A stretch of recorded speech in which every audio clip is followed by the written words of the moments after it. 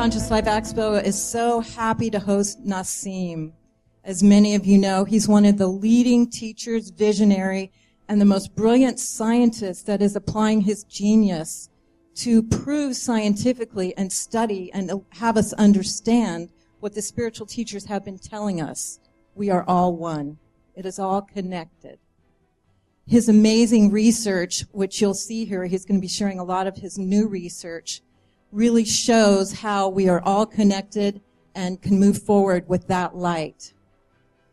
He's also going to be sharing his movie that he's coming out with next summer.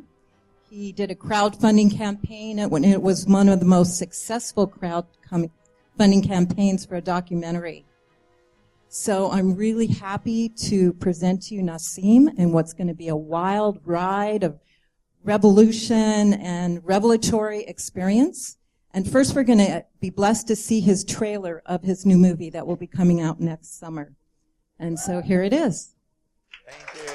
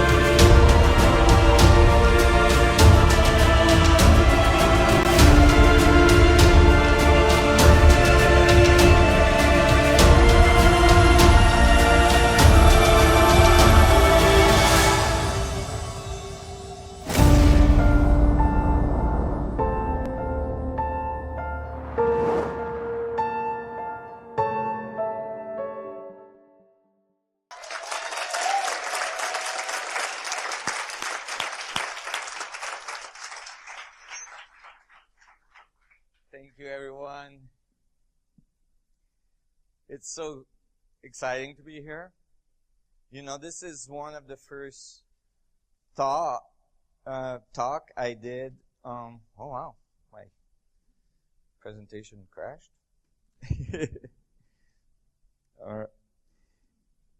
Yeah, I haven't done a talk in a long time.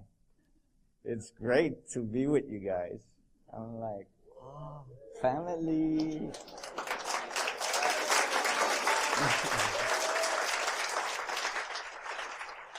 Oh, Anna. And so it's exciting because I've got a lot to share, you know, that I haven't had time to be out there sharing for a while. And, you know, I'm going to try to get through it. I've got like 64 slides. And,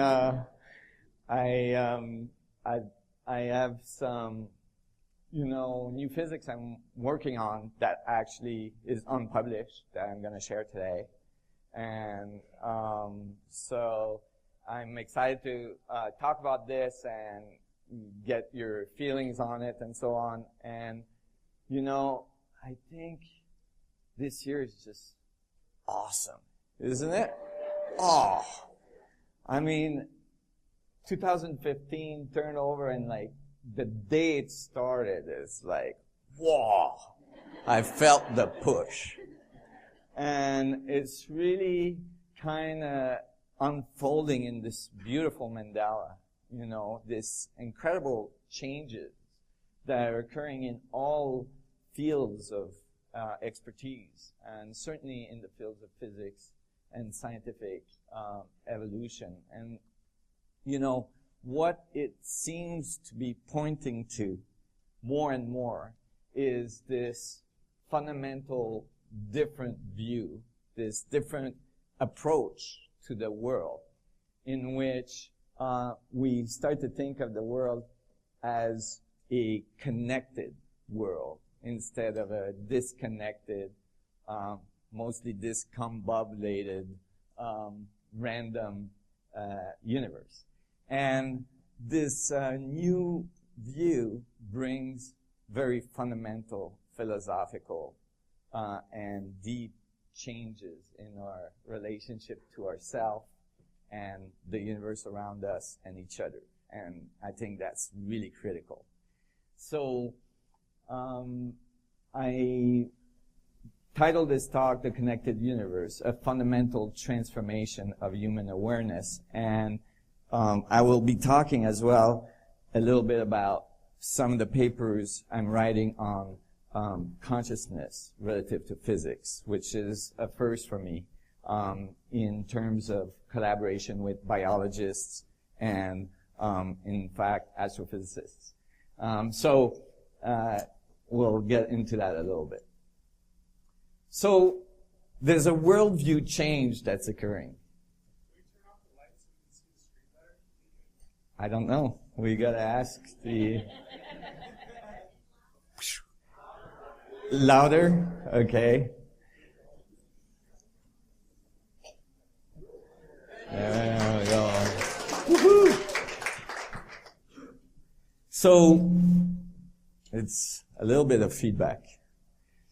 So this worldview change that's occurring, and I'm going to start with this. I'm going to start with the idea that, like, okay, you want to figure out the universe. Louder? You want to figure the universe. You want to figure out the universe. Is that loud enough? It's a loud universe. Come forward.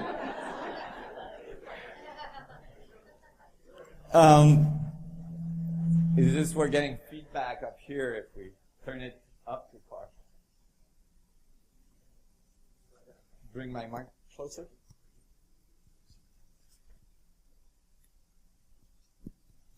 There we go. That better? No. I'm known for being loud. Especially by my staff.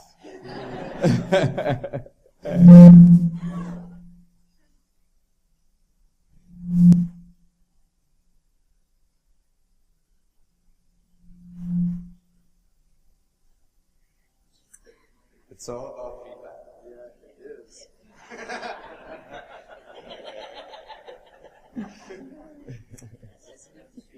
Uh-huh. Okay. Okay. The handheld. Is that better? Ah. Okay. So there we go. So I was, I'm going to start this talk by just like going from the basics. And if you wanted to, there's this worldview change that's occurring. And, if you wanted to understand the universe, if you're trying to figure out how you got here and how it works, all this stuff all around you call reality, you would have two initial departure point possibility. One would be that we live in a disconnected universe, and the other one that we live in a connected universe. And, some of the criteria that would define these two views would be, for instance, everything emerged from some miraculous Big Bang, that like started everything. In the disconnected view, since nothing is connected to anything, the beginning has to be some kind of nothingness that all of a sudden is everythingness. And you don't really have an explanation for it. You don't have a concept on how it got there. You don't know the mechanics of it. And so right from the start, you violate fundamental laws of physics, laws of conservation of energy and momentum and conservation of information and so on, because you're making a miracle happen. So you start with a miracle. So you might as well, go to church and be told, well, God did it all, right? Because it's basically how the Big Bang theory starts. All right. Now, in the connected universe, you have something a little different. Everything emerged from some fundamental continuous process, right? Like there's a fundamental continuous process that got everything where it's at today, right? That is not some initial miracle, but a continuous, infinite kind of process of relationship. You can, in the disconnected universe, you would have everything is random and evolution happens by chance, right? Everything, you got a big bang, everything went flying out, everything is just hitting each other randomly, and by an incredible, amazing circumstance, things just happen to hit just right so that you got here, right? But the thing is, when you do the math for that, it doesn't add up, right? Like when you do the probabilities of that incredibly amazing,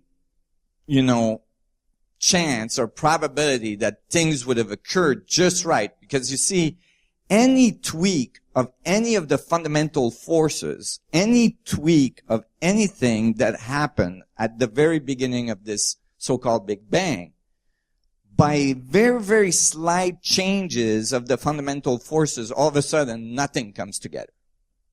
Like matter doesn't coalesce, stars don't happen, galaxies don't happen, planets don't happen, nothing happens. It just goes, and it flies out.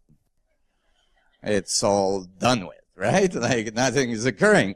So, the probabilities when this the fine-tuning problem, when you calculate the probabilities of that, actually working out so that it made our universe and it made us right here, right now, it's incredibly improbable that it would occur.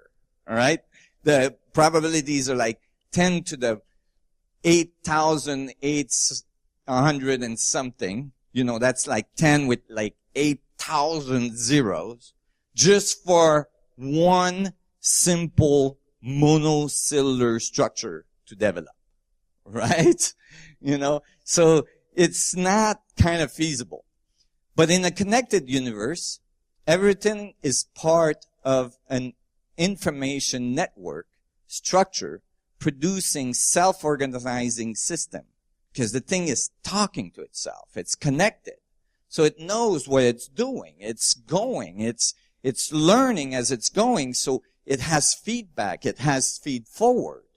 Right? The whole thing is talking to itself. So then it can develop super fast. Right? It can actually create really high level of complexity with very little rules, with very small information, like yes, no, like even binary. So it's a completely different view. It's a completely different result. In the disconnected universe, the universe has no meaning and no global universal coherency. It's just a big boom that happened, and we kind of got here by some fluke, and but it really has no meaning. It's not going anywhere. It doesn't know what it's doing. It's just we're kind of some bacterial life in the universe that just thinks that it's important what they're doing, but at the end of the day, it just doesn't matter because we're so small. In the connected view, the universe is a specific, I can barely see it from here. The universe is on a specific evolutionary track resulting from the collective information network of the whole. It's going somewhere. It's learning about itself. It's evolving. It's excited. It's like, it's doing one of you. It's an amazing thing. And it's looking back and it's thinking, wow, it's beautiful what I'm doing out there, you know? And it's loving itself. It has emotion. It has, you know, it has connectivity. It relates to itself. It loves itself, right? It's evolving. It's creating incredible level of complexity. And so those are very, very different views. With one simple syllable change, you know, in the view. So which one makes you feel the most warm and fuzzy? Which one would you instinctively think is most likely the correct view? You know, the connected universe, right? Which even mathematically actually agrees with what we observe, which is incredible level of complexity and evolutionary self-organizing systems. So, if it's a connected universe, how is it connected? Right? Because we hear that all the time from the spiritual masters, you know, it's all one and all this stuff. From the spiritual groups and all this, and, you know, like, you go home after a bad day at work and you're upset with your boss and you call your best spiritual friend and the first thing they tell you, it's all one, dude. Chill out, because your boss is just a reflection, you know?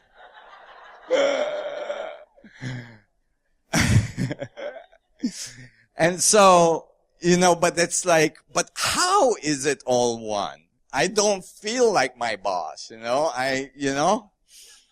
I'm just not feeling that way right now. So, is there actually a fundamental mechanism? Is there actually physics that we can write on this stuff? Can we actually understand the physics of the universe as a connected universe, as a unified view? And where would that lead us? I mean, that if we could find that, we would come really, really close to the fundamental functions of creation. It would be very powerful. Imagine the technological developments that could come from such an understanding, for instance. The social changes that would occur if we had actual physical, mathematical, technological proof that we are completely connected to everything, not just to each other, to everything, to the animal kingdom, to the plants, to the stage, to the carpet, to everything. Like the worldview change. You know, I just went surfing in Baja because after the delegate program pilot where I had to write some 400 pages, my staff was like, okay, you're out of here. Right? I was getting grumpy. It's like, okay, you gotta take a vacation. So I was sent to Baja by force to go surf. And, when I crossed the border, every time, you know, it's so shocking. Because you're driving along the borderline, which is a complete artificial concept, right? And you got this huge fence there. And on one side of the fence, you got these people in complete, you know, poverty and suffering in the streets, you know, with nothing, right? And you look right across the fence over there and you get $1 million homes, right? And it's like, wow, can we just take this fence off? You know? Can we just take this line we made off? Like, get everybody together and have a good time? And those Mexican dudes, they're good at having a good time.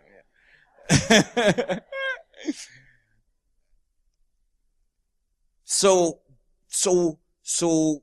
how do we do that? Well, first of all, we would have to come up with something that connects everything. Right? We'd have to say, okay, well, what is it that connects everything? Like, if I'm looking at describing a connected universe, I would have to, find the thing that connects. And so I would have to ask the question, what is everywhere that connects every point in space? And the only answer I could come up with after a while of thinking would be space. Space is everywhere. It's in between galaxies, it's in between stars, it's in between planets, it's in between molecules or in between atoms. In the most dense molecule, like carbon, like diamond molecule, one atom relative to the other, if I grew one of the atom in that molecule so that it was an orange, the other one would be about a football field and a half or 2 football field away. That's how much space there is between the atoms in that molecule. And that's the densest molecule we have. And then if we actually looked at the atom in that molecule, we'd find, oh my God, it's 99.999999% space. Right? So in the stuff that we call so dense, we're talking about space. Right? I get that from the spiritual community all the time. It's like, oh, it's so dense down here. Dude.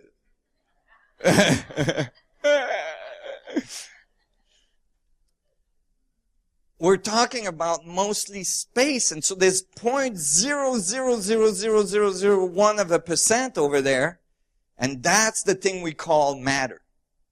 That's the thing we call our reality. And we're completely absorbed and concentrated on that part. Right? But in fact, we could start to think, well, maybe actually that part is just a little bit of the space that's producing a boundary. Right? Because when we look at that 0.0000001%, in fact, it's just a little electromagnetic wave that's oscillating. Right? We call it an atom. We can't, when we look at the middle of an atom, a proton, the only thing we can say about the proton is that there's a charge there. That there's a little electromagnetic charge there. That's why the radius of the proton is called the charge radius of the proton, because it's not like we're seeing a billiard ball over there. Right? It's just a little charge. So this little charge and this little charge, they're not in phase. So when I go like this, I hit something. Because, the charge are hitting each other. But nothing is actually touching. I'm sorry to say, but you have never touched anything.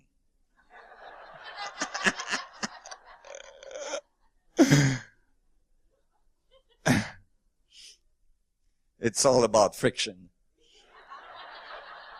But let's not go there.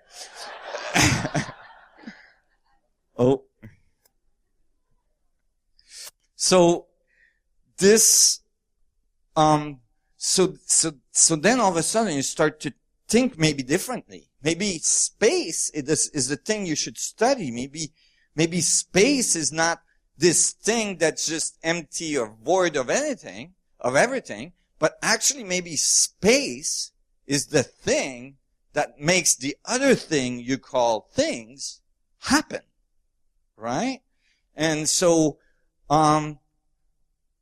many thinkers and some of the greatest minds on our planet made statements that are really profound about space.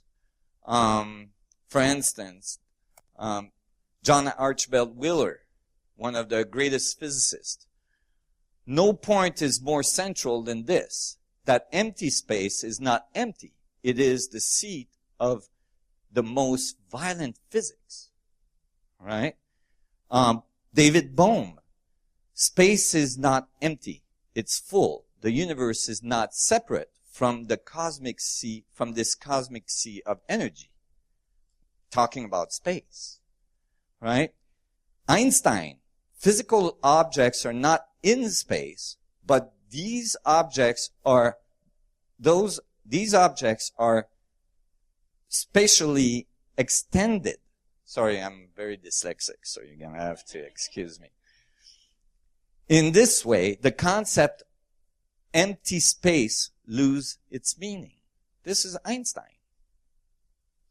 So, and there's many, many more quotes I could pull out from, and these are the most respected physicists on the planet, some of the greatest genius we've ever had, talking about space being the most important thing we should study, or the most important thing we should explore, and the source of most of what we experience. So why would these guys say that? Because these guys don't get to say anything if it's not written in some equation somewhere, right? They can't just start philosophizing about space. I mean, they can, but then they would get the big poo-poo from the rest of the physics community. So how did they come to those conclusions? Well, in order to understand how they came to those conclusions, we're going to have to do a little physics. I'm going to try to keep it simple, but we're going to do a little, math as well throughout this lecture. Quantum mechanics was actually discovered because Max Planck was hired to improve on light bulbs. Did you all know that? So Max Planck had this contract to improve the light bulb in the late 1800s. And he had to figure out, the thermodynamic radiation of a filament in the light bulb to try to figure out how he could make it run more efficient and last longer and put out more light and do all this stuff. And in order to do that, he had to run equations that have to do with black body radiation. That is, like the base equation to understand the radiation of an object. So imagine an object that's completely black, that absorbs all the light that's incident on it. It would heat up and radiate thermodynamically. And so those are the equations that were describing the heat emitted by objects. That was the basis for thermodynamics. And so when he started to look at this, there was a problem, is that when you ran the equations, there was an ultraviolet catastrophe, as it's called in physics. That is, when you ran the equation for a black body emitting thermodynamically, the ultraviolet part of the spectrum would go to infinity. The equation said that it would radiate infinite amount of ultraviolet radiation. And that's not what they were measuring in laboratory. So, there was a problem. And what Max Planck did, basically, is that he found that if he added in the equation this little fudge factor, and literally, he thought it was a fudge factor when he did it. He wasn't so excited about it. He thought this is kind of messy physics. And, but when he added this value, right, this little value, it all came out to what was measured in laboratory. And this value made it so that the equation was saying that actually the radiation that comes off the object is not continuous. It's not kind of like a continuous smooth curve, but it actually is coming off in little packets of energy, which eventually was called the Planck's constant, or quantas. These little packets of energy were coming off the object, and so, and it was counterintuitive at the time, because when you heat the water on the stove, it doesn't seem like it's going up in little quantas, but the quantas are so small that we don't measure them. It appears smooth. So, that was the start. And he was able to describe these quantas of energy in relationship to the energy being emitted being his constant, this little fudge factor, right? Multiply by the frequency. And so it came out just right. And eventually it was realized that this was not a fudge factor, but actually the way things are, the way the universe works, that it emits energy in little packets, which was the base of quantum theory eventually. Planck's constant defines a little packet of energy having angular momentum called a quantum of action, which eventually leads to the Bohm atom model and the electron orbit. So he was able to show that these little packets of energy, which are little packets of angular momentum, of spin, right? That these little packets of energy could be describing the way the electrons jump from one electron orbital to another, because they didn't seem to jump in a smooth fashion. They went from one orbital and then you